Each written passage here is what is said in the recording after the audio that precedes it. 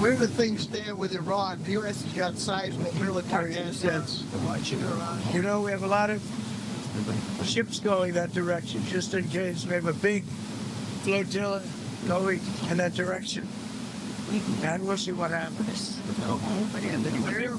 We have a big force going toward Iran. I'd rather not see anything happen, but we're watching them very closely. All right, buckle up, buttercups, because we're diving headfirst into a geopolitical dumpster fire that is Iran. Every time the talking heads start screaming about freedom and democracy in some far-off land, my BS detector goes into overdrive. We've seen this movie before, haven't we? The drums of war are beating, and frankly, some of the arguments I'm hearing are so flimsy they couldn't hold up a wet paper bag. Let's cut through the noise, shall we? And figure out exactly whose interests are really being served here. Because trust me, it's rarely yours or mine. So as you can see right there, Donald Trump is continuing to threaten military strikes, possibly full-on regime change in Iran, as a large quantity of US forces at great expense are dispatched to the region. Cenk, your 2 cents? Yeah, so look, when we attack this time, and I think it's gonna be when, we're not sending the USS Abraham Lincoln to have a picnic there. And we'll get to all the facts as to why I think it's going to happen. And Iran this time says we're not going to just retaliate against Israel. America's attacking us, so we're going to attack back. And when they do, if we lose any soldiers, that is all on Israel's hands. And you should be furious at Israel for getting us into this war, bribing us into this war, manipulating us into this war. We have no business with Iran at all. This is 100% Israel's war that we are being made to fight. So remember that when they strike back. Whoa, hold on a minute.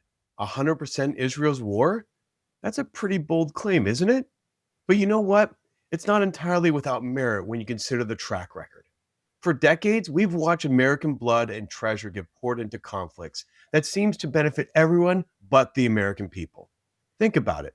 When was the last time a war truly made your life better? Made our country stronger? We get boggled down in endless conflicts. Our soldiers pay the ultimate price, and for what? To redraw maps for other nations? To secure resources for globalist corporations? It's a broken record and it's getting old. Now, I'm not saying Israel doesn't have legitimate security, concerns. Every nation does. But when the narrative gets twisted and suddenly our sons and daughters are being sent to die for what appears to be someone else's agenda, that's when we need to slam the brakes. We need to ask the tough questions. Is this truly in America's national interests? Are we once again being manipulated by foreign lobbyists and political elites who care more about their power than the lives of our brave servicemen and women?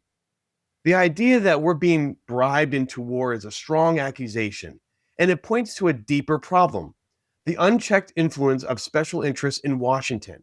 It's not just Israel, it's K Street, it's big tech, it's defense contractors, everyone with a fat checkbook trying to pull the strings. It's time we put America first, genuinely, and stop being the world's hired muscle. Yeah. And look, there's probably a lot of people watching that do want intervention on behalf of the protesters. I just want to be very clear. Donald Trump does not give one iota, one quantum of a damn about any of the civilians in Iran. So maybe there's a good consequence that comes out of what he does. Maybe, we'll see, probably not based on his track record. No chance. There's no chance that it's going to be. But that's definitely not why he's doing any of it. And I agree. He's not sending them there just in case. Come on, they're going to spend billions of dollars on this. Yeah. They're going to attack. So I'll get to my thoughts on Iran as well, but you're worried about protecting the protesters. You're attacking protesters here at home. You're not worried about American protesters. They're getting shot in the head 3 times by your own forces. And you're pretending to care about Iranian protesters? Who thinks that Donald Trump's heart breaks for protesters and that's why he might go to war and not the hundreds of millions of dollars he's gotten from the Israeli lobby? Come on. So here's what we know right now. So US officials speaking on condition of anonymity say that, as we alluded to, the aircraft carrier USS Abraham Lincoln and several guided missile destroyers will arrive in the Middle East in the coming days. One official said additional air defense systems were also being eyed for the Middle East, which could be critical to guard against any Iranian strike on US bases in the region. And I will remind you where the scope of this might go. Now, the war that Donald Trump and the Israelis launched last year was supposedly about nuclear weapons. They've moved on from that. They're not even talking about that anymore. That was never the real reason anyway. Now, last weekend, Donald Trump said it's time to look for new leadership in Iran. So they're looking for a full-on change. It's going to be a full-on regime change thing, probably followed with nation building, all the stuff that supposedly the America First whole thing was against. We'll see. Remember, Pete Hegseth was talking about no more of that type of thing. We'll see in a couple of days or perhaps a week. And Iran, of course, is responding with their own threats. Commander of Iran's Revolutionary Guard said the Islamic Revolutionary Guard Corps and Dear Iran have their finger on the trigger, more prepared than ever, ready to carry out the orders and measures of the Supreme Commander-in-Chief, a leader dearer than our own lives. And Iran's foreign minister wrote an op-ed in the Wall Street Journal that said, unlike the restraint Iran showed in June 2025, our powerful armed forces have no qualms about firing back with everything we have if we come under renewed attack. An all-out confrontation will certainly be ferocious and drag on far, far longer than the fantasy timelines that Israel and its proxies are trying to peddle to the White House. And so, I think we've been pretty clear at this point that this is not just a negotiating strategy. This is not just in case. Is there any chance of that, or you think this is a thing of this weekend? This is a thing of a week from now? What do you think? So look, guys, they said it was about the nukes that didn't exist, just like in Iraq, the weapons of mass destruction that didn't exist. So then they got rid of the nukes that didn't exist. Then they want to go to war again.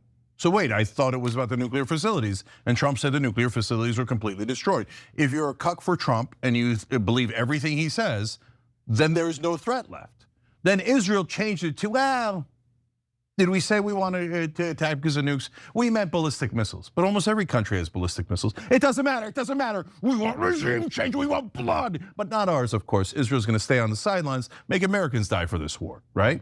And make you spend billions, maybe trillions like we did last time on behalf of Israel to eliminate yet another enemy of Israel. This is all about Israel. Zero American interest in this, none, zero. No one has ever said anything about American interest. They don't even bother.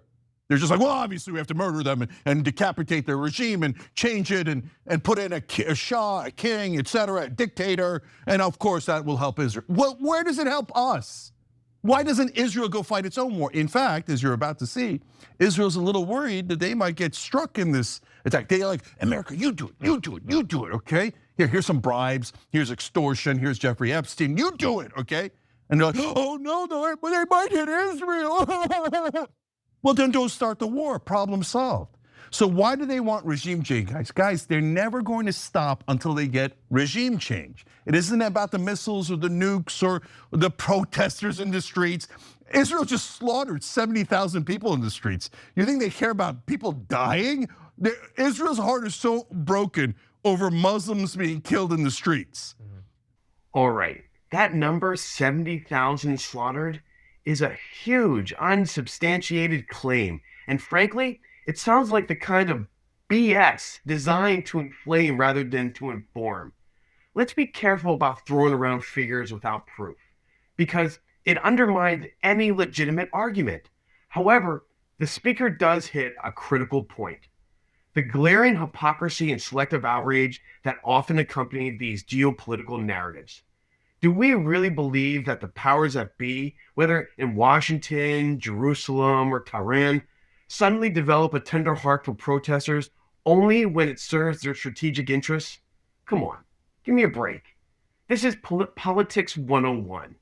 Every nation, every regime will weaponize human rights concerns when it's convenient and ignore them when it's not. It's like watching a chameleon change colors. They adapt their morality to fit the backdrop of their geopolitical goals. When we see the media suddenly spotlight protesters in Iran, while conveniently downplaying or ignoring similar struggles, or even worse, atrocities in countries that are allies or simply don't fit the narrative, that's when you know you're being played. It's not about genuine compassion, it's about control, influence, and strategic advantage. The real tragedy is that there are legitimate human rights concerns in Iran. just as there is in many places. But when their concerns are co-opted and used as flimsy pretexts for a war or regime change, it cheapens the suffering of actual victims and makes us all cynical. We need to be wary of anyone suddenly donning a humanitarian cape when their actions suggest a very different agenda. How can you say that with a straight face when every Israel supporter was like, 20,000 children dead? Well, I love it. They deserve that. They had it coming. They're all stupid Muslims waiting to be terrorists. That's why we murdered their children. Yes, they say, right? Then they're like, oh, we're so heartbroken about Muslim protesters being killed in Iran. No, so why do they want regime change? Because they don't want democracy. What if the protests work? Because there's two different things, guys, super important. Israel's hiding as usual behind human shields. Those are the Iranian protesters, right? There are real protesters who are mad about what's going on in Iran. And those guys, and the Ayatollah is not somebody that anyone is in favor of in America, right? And it's a dictatorship. So there's a real issue about Iran, their internal politics, and who should rule Iran. Israel's like, oh great, let's take advantage of that. But we don't actually want the protesters winning, because if they win, they might get a democracy, and a democracy in Iran might be even more hostile to Israel than the Ayatollah was. Because the Ayatollah cares about his own ass, so when he thought he might die, he was like, and he backed off a little bit, right? Yeah. But in a democracy, they might go more against Israel, so they don't want that. So that is why you're seeing all over American media this clown, the Shah that they're parading around with a red nose. And we think Americans don't understand what the word Shah means, so that's why we keep using it Shah. Shah just means king, which means dictator. By the way, he went and kissed the wall, and he went to Israel, the Shah that they want to install, and he said, I'll serve Israel, of course. So that this war is 1,000% for Israel. And that is why, like when I point out that the motivations are that they don't actually care, that's not just like a side point. That has to do with the outcome that you'll have. And this is not purely hypothetical. We've already seen it in Venezuela. They took out the leadership, so now democracy? No, no democracy. No, they get someone that serves them and primarily serves American business interests. Yeah, Maduro sucked. The replacement, is that gonna be better for the people of Venezuela? Maybe, I guess roll the dice, but there's no guarantee, and certainly it is not up to them. There's no self-determination here where they get to choose, and there is no reason to believe that that is the case or that will be the case in Iran. And I actually do care about them. If I could press a button and yeet the entire regime into the sun and have it be replaced by actual democracy in Iran, I would do that because I do actually care about them. But I don't trust Donald Trump. I certainly don't trust Netanyahu to actually allow them to choose what happens to them. It'll be a different form, and we'll see. That said, do you want to move on to the other war that we might soon be launching? Okay, or do you want to talk about the death toll? Yeah, so last quick thing here, guys.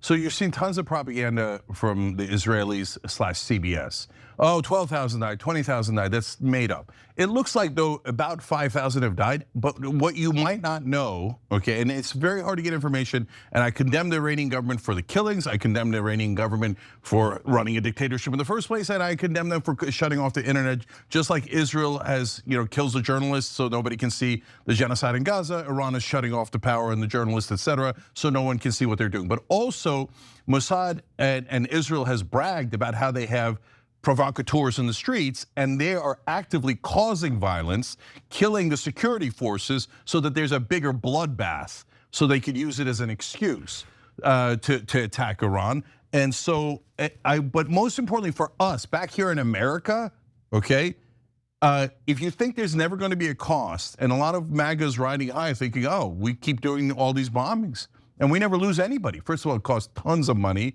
and the media never tells you about that, because beloved Israel must be protected and all of our money must be spent on behalf of Israel. So shh, Jake Tapper will never tell you all the money we spend fighting these wars for Israel. But on top of that, of course there's gonna be a cost. Are you crazy? You think that we're gonna go into war after war, bombing after bombing, and we're never gonna lose anyone? And the minute we lose someone, they're gonna say we have to go deeper into war. That's the trick every single time. Please don't fall for it, and every American soldier that dies is on Israel's hands, okay? Because there's no one in America that wants this war other than Israel first. Yeah.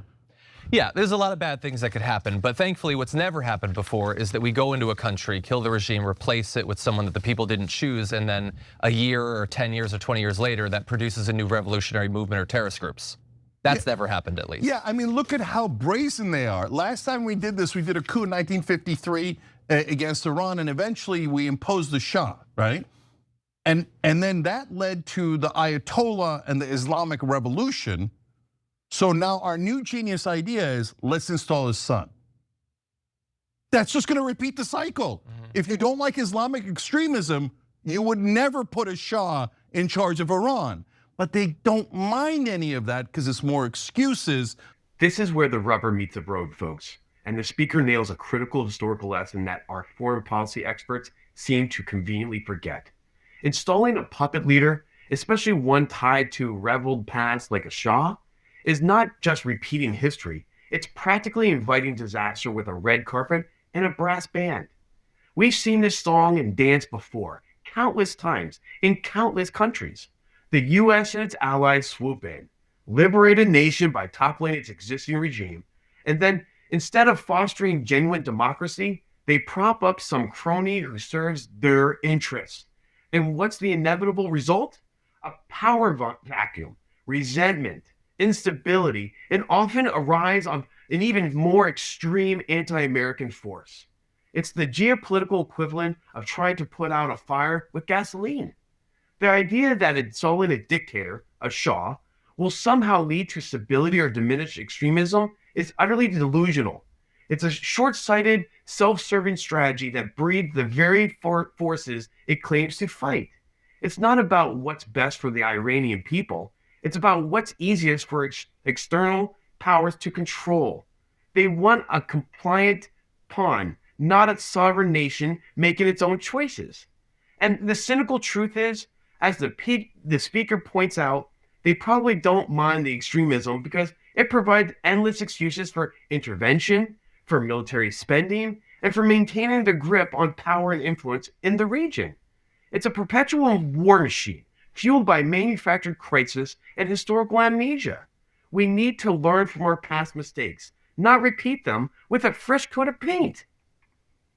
So Israel can go, oh, Islamic extremism. Oh, we're the only democracy in the Middle East. Why? They love the dictators. They imposed half the dictators in the Middle East on those Arab countries. Those are puppets for Israel. Half of those leaders in the Middle East totally and utterly work for Israel, and Israel loves that they're dictators because they suppress their own people on behalf of Israel. And that's what they would love to do to Iran, a dictatorship run by Israel. I have no interest in a dictatorship from the Ayatollah, and I have no interest in a dictatorship from Israel. So there you have it, folks. When you hear the talking heads clamoring for war, when they start waving the flag of democracy while secretly propping up dictators, remember to ask, whose war is this really? And who stands to benefit? It's time Americans wake up and demand that our government prioritizes our nation's security, our prosperity, and our peace above all else. Don't let them drag us into another endless conflict based on flimsy pretexts and foreign agendas. Do me a favor, stay vigilant, stay informed, and always, always question the narrative. Hit that like button, subscribe, and let us know in the comments, what do you think is really going on here? Whose interests are truly being served? Until next time.